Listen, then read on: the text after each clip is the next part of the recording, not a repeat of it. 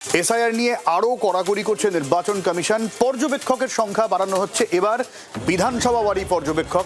সেই জন্য পড়শি 3 রাজ্য থেকে অতিরিক্ত 294 জন পর্যবেক্ষক এ রাজ্যে আসছে, এমনটাই সিদ্ধান্ত নিয়েছে নির্বাচন কমিশন। 3 জন পর্যবেক্ষক আগে থেকেই আছেন। ভোটের বাংলা রাজ্যে আসছেন আরও 294 জন পর্যবেক্ষক, অর্থাৎ প্রতি বিধানসভার জন্য 1 জন করে পর্যবেক্ষক নিয়োগ করতে চলেছে নির্বাচন কমিশন।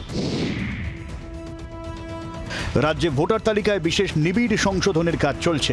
লজিক্যাল ডিসক্রিপেন্সি বা তথ্যগত অসঙ্গতির তালিকায় নাম থাকা ভোটারদের ডাকা হচ্ছে শুনানিতে। কমিশন সূত্রে খবর, 294 কেন্দ্রেই পর্যবেক্ষক। নির্দিষ্ট সময়ের মধ্যে শুনানি শেষ করতে বাড়তি পর্যবেক্ষক আনা হচ্ছে।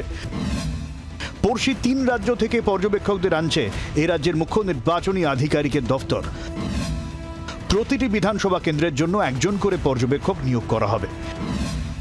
এই পর্যবেক্ষকরা স্ক্রুটিনির কাজ তদারকি করবেন, ইআরওদের সঙ্গে সমন্বয় রেখে কাজ করবেন।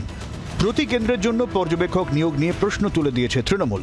বিজেপি পাল্টা বলছে, চুরি না করলে ভয় পাওয়ার কি আছে? তৃণমূল কংগ্রেস সগৌরবে বিপুল সংখ্যাগরিষ্ঠতা নিয়ে জয়ী হয়ে ফিরবে এবং তখন দেখবেন এই ইলেকশন কমিশন কিভাবে পালাবার পথ পাবে না। এরা নানা রকম ফন্দি ফিকের করতে পারে, তাতে বিজেপির কোনো লাভ হবে না, সেটা যেন বিজেপিও জেনে রাখে। যে ছেলে লেখাপড়া করেছে সে কখনো খোঁজ নেয় না যে কোন ইনভিজিলেটর গার্ড দেবে, কোন স্কুলে কোন কলেজে সিট পড়লো।